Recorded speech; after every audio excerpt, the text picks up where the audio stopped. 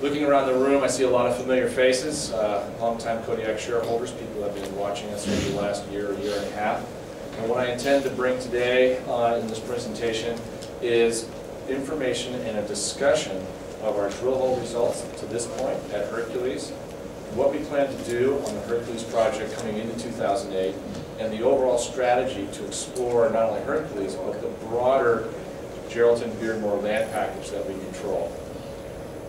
So our company, we are focused on the Hercules discovery. Fortunately, with the work we've done today, we've been able to arrange a very attractive financing for the company. That leaves us with $52 million in the bank right now.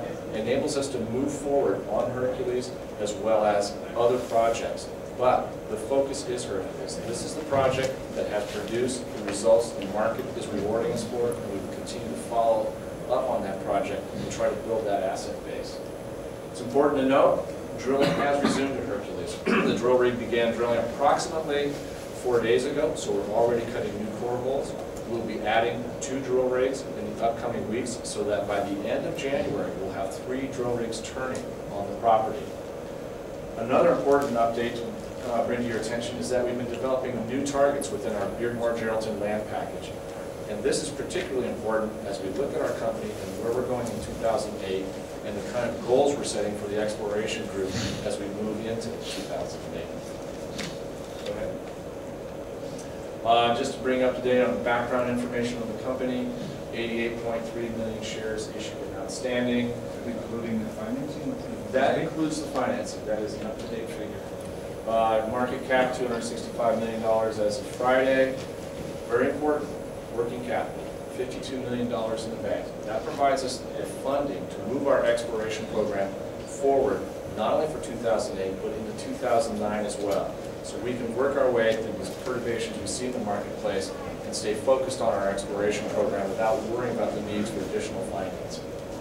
Another important factor, we have no outstanding warrants.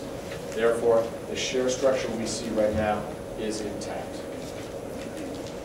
Okay, just as a reminder, our Hercules project is located in the Geraldton-Beardmore Greenstone Belt in Western Ontario, a very productive district with over 4 million ounces of past production. As I've reminded many of you in the past, it's important to note that one thing that distinguishes the Geraldton-Beardmore area from other greenstone belts is the high average grade of past production, almost 13 grams per ton. And in fact, when you look at just those deposits, which are similar to what we found at Hercules, the average grade is closer to 19 grams per ton. When we start to review our drill hole information, I think you'll start to see that we are seeing those high grades as well. Geologically, it's very similar to other greenstone camps in Quebec and Ontario. Places such as Red Lake, Kirkland Lake have been very prolific producers. Yet our camp here is dramatically underexplored when compared to these other camps. That again becomes an important point as we start looking at our exploration program going into 2008. How can we as a company take advantage of this underexplored area and develop new resources that have been essentially overlooked in the past in a deposit type that, as you can see from these numbers, has produced 10, 15, 65 million ounces. Again, a nice review slide for everyone here in the room, but the geology of our belt. This little polygon right here outlines the original Hercules land package in 2006 when we acquired the ground. As many of you know, we've since expanded this greatly to encompass an area of almost 1,400 square kilometers. The scale on the map, 10 kilometers per block, gives you an idea of the extent of this very large greenstone belt. Past production comes from these areas here on the west and the east, again a total of 4 million ounces. Our project is focused in this area up here, where through our geologic work we have identified a new and important controlled gold mineralization, northwest trending structure. You can see the blue lines in the map here show mostly east-west trending structure, and that was the focus of most previous exploration as well as development activity. Our work, however, along the Golden Mile shows that the northwest direction is important as well. That gives us a little bit of a competitive advantage compared to our peers in the district. What we're trying to do as a company is very simple.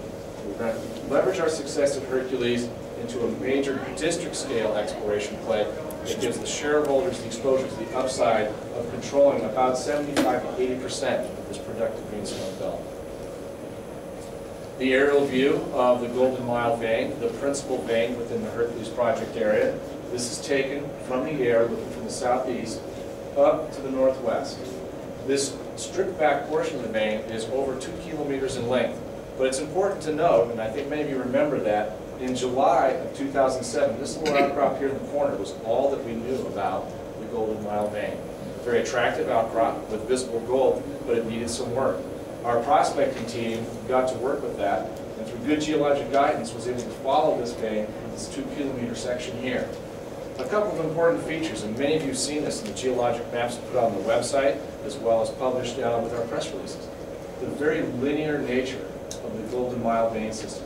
Essentially 2 long segments, this one here, which is about 1.2 kilometers long, and this segment up here, which we often refer to as the Central Golden Mile, is about 850 or 900 meters long. 2 distinct, very linear segments. Vein widths average a little over 2 meters throughout this area, and throughout the exposed portions of outcrop, we see good indications of mineralization, pyrite, visible gold, etc., which suggests throughout this 2+ kilometer extent, we're seeing very consistent mineralization. This is borne out by the drilling we've completed through 2007. Is this vein width normal for this area? That vein width is probably typical for the area. I mean, other past producers had 1.5 meter to 2 meter widths. It remains to be seen because, of course, the importance of vein width is what grade is carrying. And that'll be the ultimate decision point is, hey, what cutoff produces what width of mineralization. Well, we'll get to the long section in just a second, but we've drilled it down to about 150 meters in depth. Elsewhere in the district, the veins have been exploited to depths in excess of 1.5 kilometers. So there's good precedent that they go to quite extensive depth. Just a quick view of the Golden Mile, what it looks like on the surface. Here's that cover, about 1 to 1.5 meters of glacial till, which overlies this portion of the district, and in fact a good portion of the entire Beardmore-Geraldton area.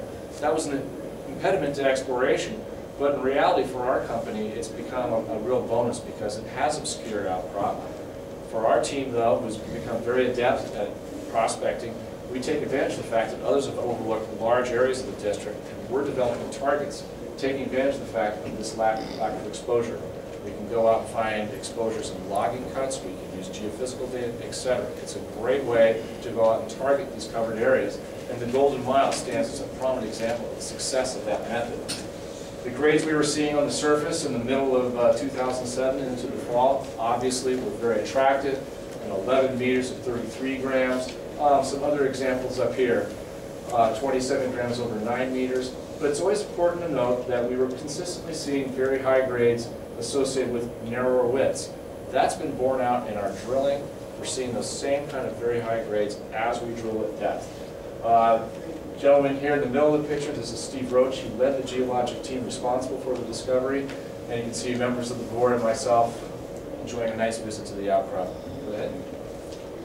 Okay, this is the most up-to-date long section through the Golden Mile that we have. This includes all the drilling throughout 2007.